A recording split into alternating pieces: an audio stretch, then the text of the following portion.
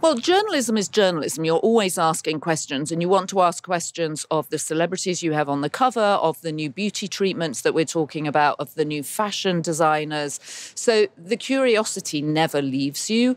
What I think it enabled me to do was bring a fresh approach to women's media at a time when media was under dramatic change. And actually, my editing Cosmo coincided with the launch of Lean In, Sheryl Sandberg's book, which was really the first time anybody had put together all the research that showed that despite the fact women had been at college for the last 30 years at the same levels as men, we weren't having any progress in leadership roles.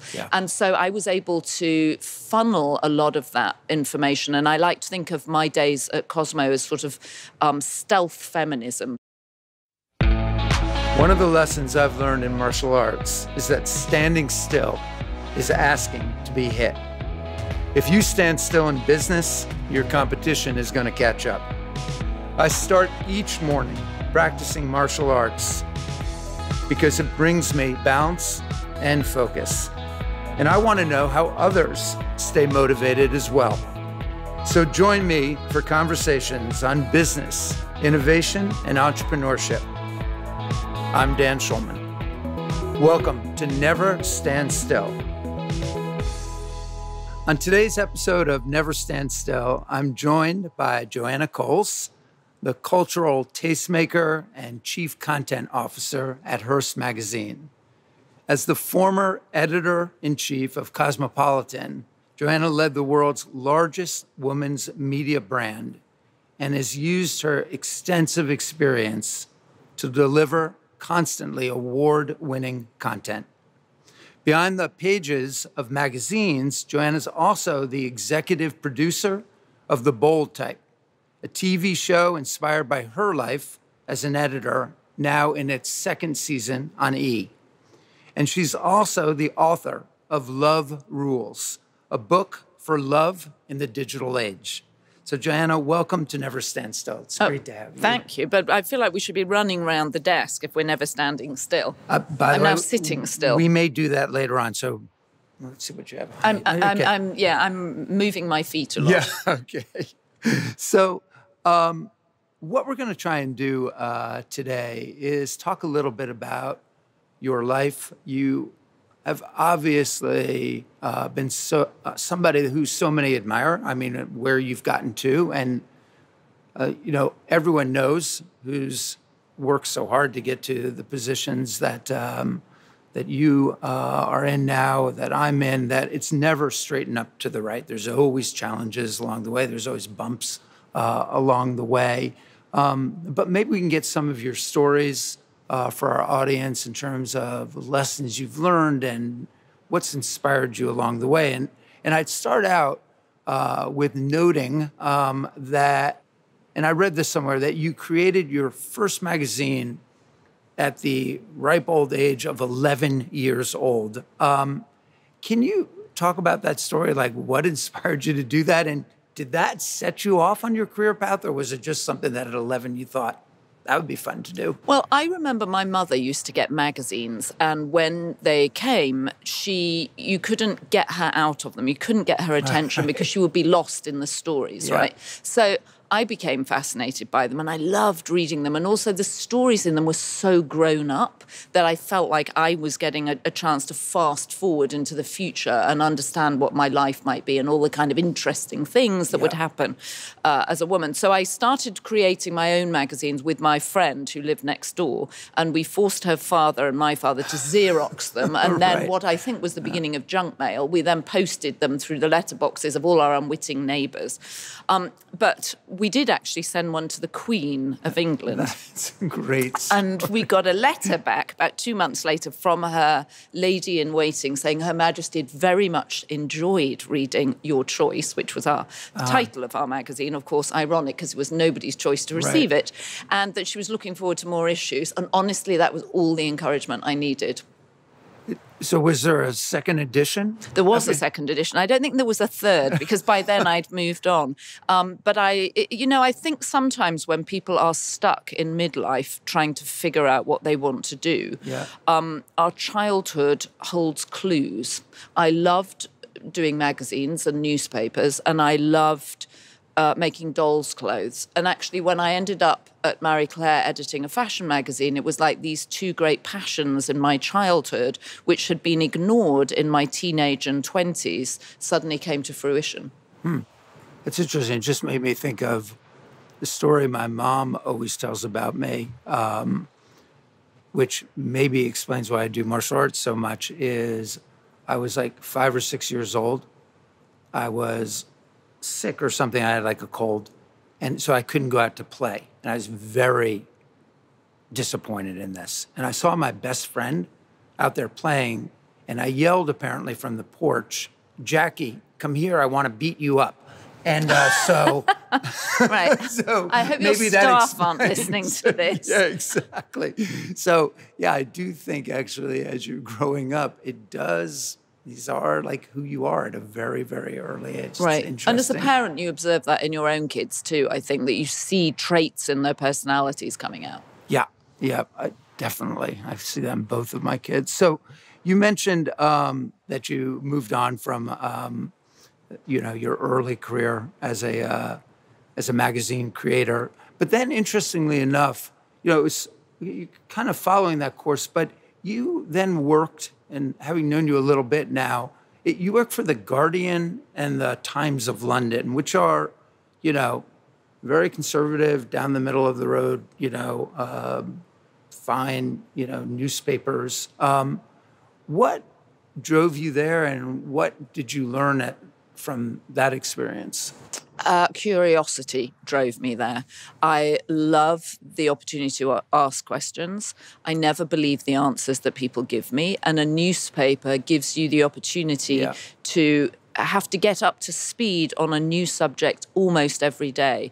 And the thrill of having to write on a deadline is a little bit like doing an exam every day, that it's a test of, can I do this? And every time you would sit down and you'd think, am I going to be able to do it? So I love that test of self. Yeah. I love having to master a subject quickly, not necessarily in great depth, but you have to master it enough that you understand the basic tenets of the story. And I liked having a variety. So on a Monday, you would go in, you would have no idea what you were going to do. Maybe you would be sent to the High Court, maybe something would break and you'd have to go and cover a bomb. So you were constantly having to adapt.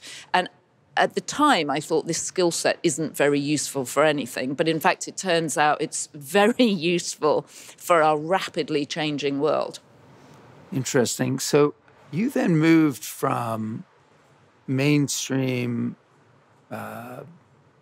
kind of newspapers to becoming the editor-in-chief of Cosmopolitan, which is the largest selling young women's magazine in the world. What was that transition like? I can only imagine that it must have been so different than what you were used to.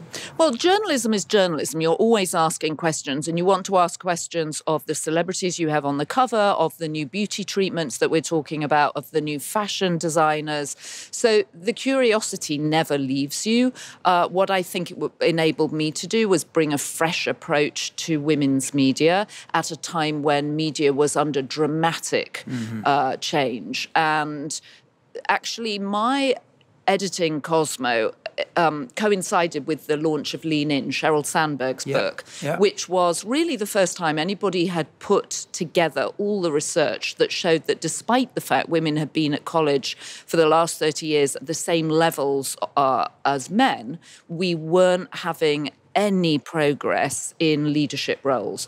And so I was able to funnel a lot of that information. And I like to think of my days at Cosmo as sort of stealth feminism. So we were feeding a lot of that into the magazine. And actually, we did the first excerpt of Lean In, 24 pages, because I felt so strongly that young women needed to pay attention to this because the data doesn't lie. And, women go into college. We've been doing it for 30 years at the same rate as guys. And yet when you compared our careers and our salaries, we were nowhere near parity. And that just felt wrong. Yeah. And it was because really it is wrong, by the way. Well, it is wrong. Thank you for acknowledging that. And I know you're incredibly good at PayPal at sort of gender equality. But it's so frustrating as you look out across the culture and you see what's happening in politics and you see what's happening in business. And actually, even since we met, the number of women running Fortune 500 companies has gone down. Yeah. So, when are we going to make progress? Yeah. Well, when I first started talking about this at PayPal, and we were looking at our numbers of leadership, women in leadership roles.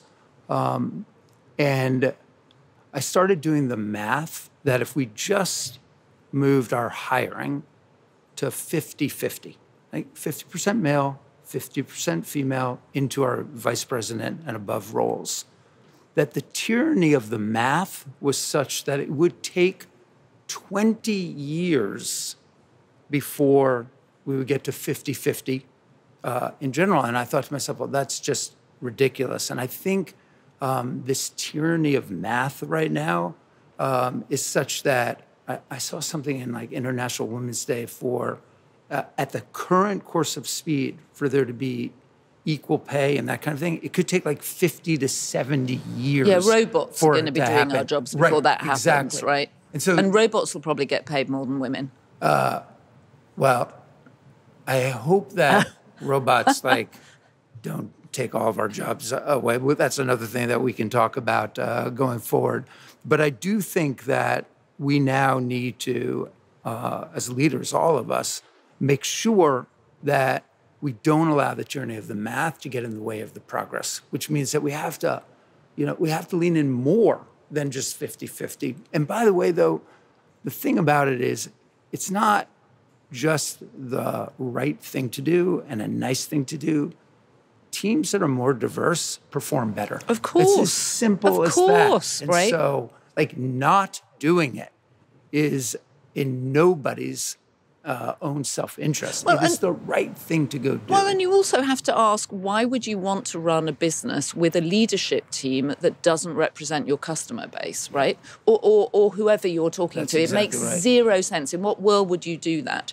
And I'm talking, of course, about all women. I know there's a lot of feeling that white women only talk about white women. This includes all women. Sure. And also, when you go to a company or as a woman, when you're in a room that is more diverse, you feel more relaxed. There's a different conversation that goes on. Absolutely. So you mentioned this, that the world is changing, and certainly the world of media is changing dramatically.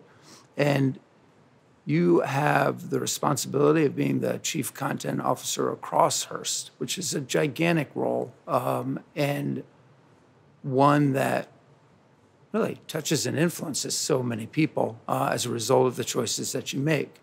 As we're seeing things move from print to kind of electronic forms, obviously that changes distribution and other things, but how has that change affected how you think about the role of content, how you think about the role of magazines, et cetera? Is it changing your views?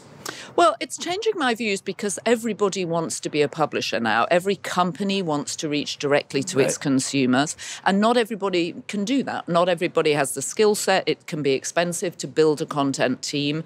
Hearst is very good at partnering with people. I mean, we partner with Oprah Winfrey for her magazine, with Food Network, with HGTV. We've most recently partnered with Airbnb. So and we have an Airbnb magazine now, which is a different kind of travel magazine. Yeah. It's not about tourism. It's about what it's like to go to a culture and really embed in the culture, even for a couple of days, and feel like you might live there. So what I'm spending my time doing is creating new partnerships with all sorts of companies, especially some big tech companies who want to have a physical manifestation of their brand in terms of a magazine, because that represents your values in a slightly different way than pure digital interface. And also constantly thinking about what are the ideas that people want to read more about. How do we present stories in different ways? Is it video? Is it podcast? Yeah. Is it what we've coined the term listenables, little bits of content? It's, You doesn't mean you have to spend 45 minutes, but you might want to digest something in a snackable 90 seconds, our equivalent of a Dorito, if you like. So we're constantly thinking about new ways to share ideas, and media people are everybody now. Everybody wants to have a voice and everybody wants to be heard. And so how can we help people be heard effectively? Have you found that content is sort of shrinking in terms of its like more soundbite than deep investigative or deep stories that may be longer form? Has that changed as well due to digital, or? I think there's enormous hunger for real long-form good journalism. What I think is there's a lot of crap out there and people are constantly scrolling. The Statue of Liberty is 304 feet tall. That is the amount of content that people scroll through a day on their devices. So you can't possibly absorb that amount of content, right? So what I'm seeing is twofold. There's an enormous market for just fun, light, silly stuff. And then there is huge hunger for properly reported, really researched, analytical, long-form journalism. And we do both. The stuff I enjoy the most is the high-quality stuff because it's more fun to make and you feel like you have a bigger impact. Yeah. But we don't want to deny that people have enormous fun sharing memes, and it's sometimes a meme gets to the heart of something in the way nothing else can. Yeah. It must be a little bit harder, too, to sort of break through based on everybody's a publisher, et cetera. It is, although I would say that where we are lucky at Hearst is we have some of the best media brands, and at a time when there is zero trust in anything now. I mean, trust is probably the currency that is most threatened by what's going on in our culture right now. When you have a media brand like Town & Country or like Esquire or like Good Housekeeping that stood the test of time, you know that people trust it. So when Good Housekeeping gives you a seal of approval, when it writes a story, it actually means something. Yeah. Whereas little media brands that pop up overnight, it's hard for them to build that trust. The point of entry and the cost of entry is cheaper, but it's harder to build trust. Yeah. So I think that's a great point. I think curation in this time of massive amounts of information, it's predicted that in the next couple of years, the amount of information created on the internet will be the equivalent of 25 billion libraries of Congress. Right. Each year. Right. Each year. I'm still working my way through the first Library of Congress, right? And I may never get to the end of it. So I just feel like that curation and the potential, I love the idea of trust being an important element of how we can curate the mass amount of information that comes flying at us. Well, and you have to be able to trust who's curating it for you. So I see the role of human editors as becoming even more vital as we go into our new age, where truth and trust are at a minimum, and yet you can't have a democratic culture without trust and without truth, because you have to agree on certain things to make decisions. Yeah. Yeah.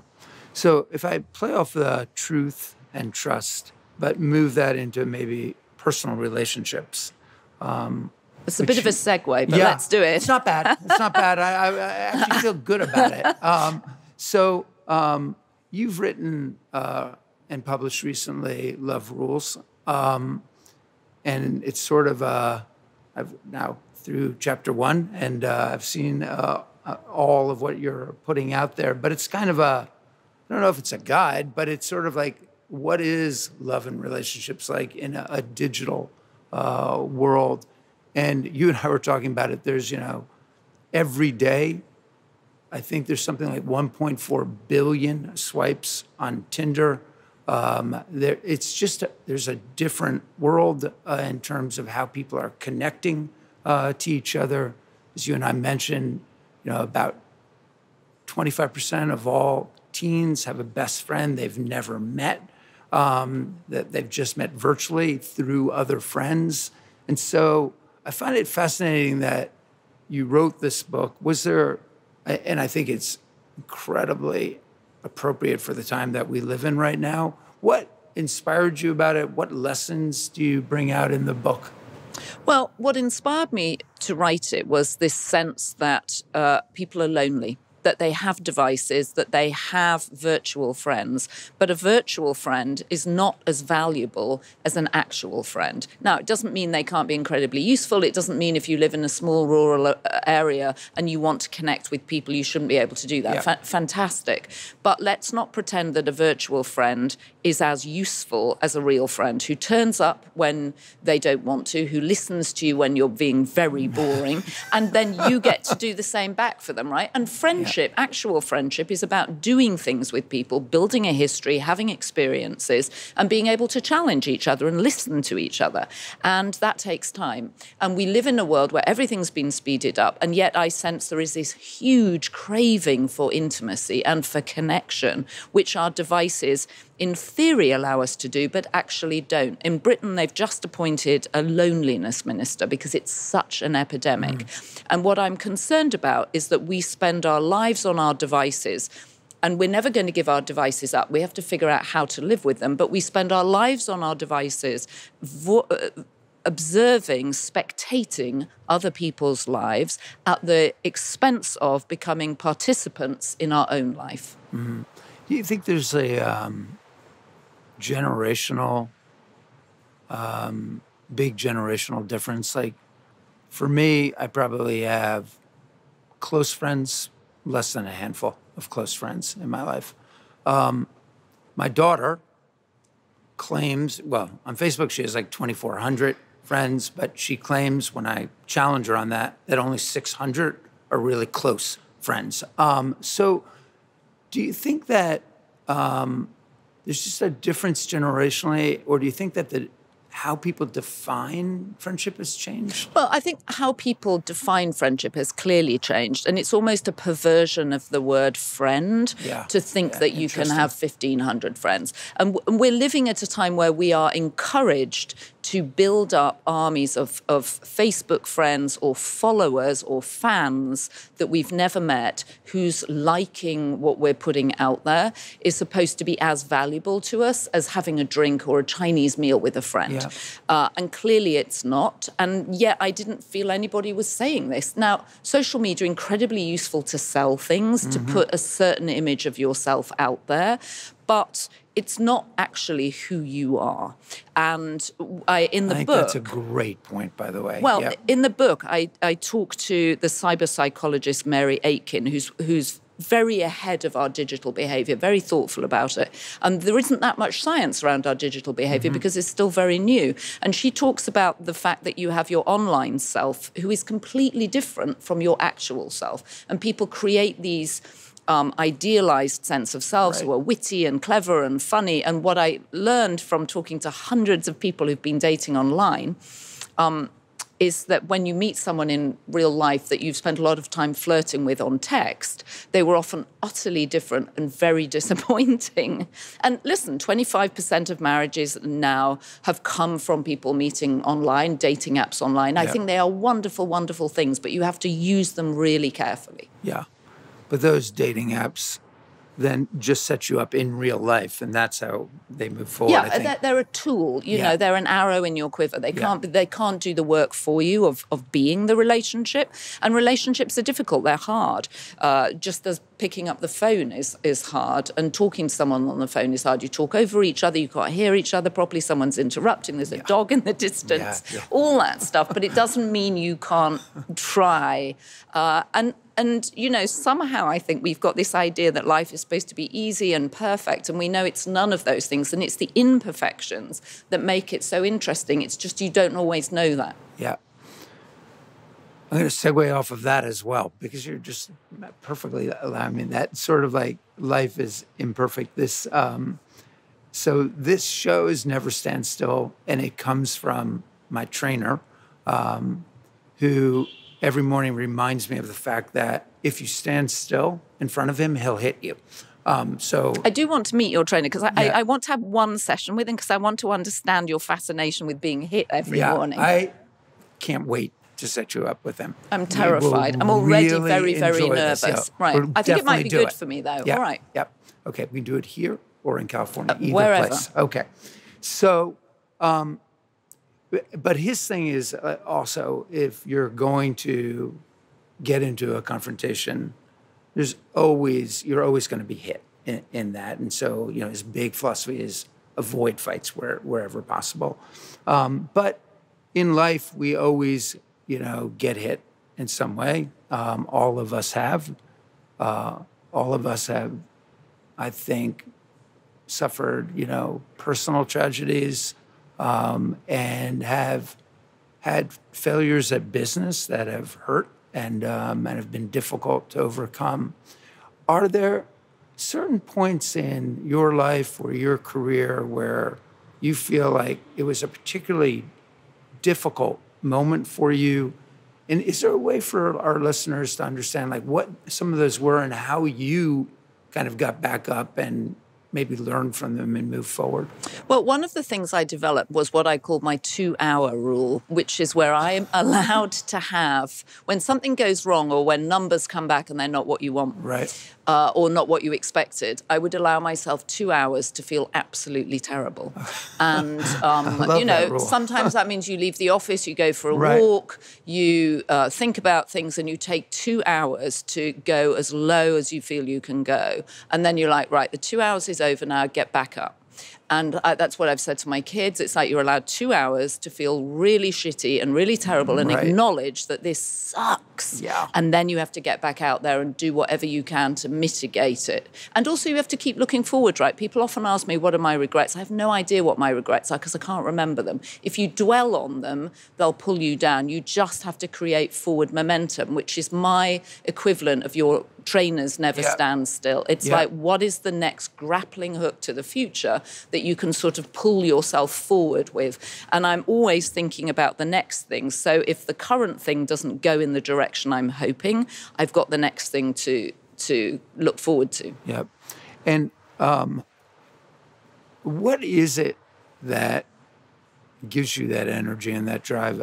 One of the things that I love about you is that you were like one of the first to put like the treadmill desk or, a standing desk. It symbolizes kind of like, to me, all the energy that you have and what you bring to this. So like, what are those things that you tap inside yourself that allow you to continue to move? I think curiosity. I'm incredibly interested about the world. I find people endlessly interesting. You can't find someone that doesn't have a great story. You alluded to the fact everybody has personal tragedy. If I'm sitting next to someone at a dinner or a lunch, I'm like, what's the story? What's the thing around which this person has built themselves? Yeah. As a challenge, if they're really, really dull, you're like, I'm going to get it out of them. Yeah. So I think I just have enormous curiosity about how things work, about where we're going, about how I can contribute, and I'm an extrovert. I'm a people person. I get my energy from other people. My nightmare is being isolated. I'm the person that if you put me into what is it called? Solitary confinement. Yeah. I would wither and die within 20 minutes. Oh. No, I would. I like other people. I like energy from other people. That's what is fun for me. Yeah. That's great. Joanna, thank you so much for your time. I've really enjoyed it. Oh, my pleasure. I hope we didn't stand still. No, we didn't. I think we covered a ton of territory there. Thanks so much. Oh, my pleasure. Thank you. Thank you.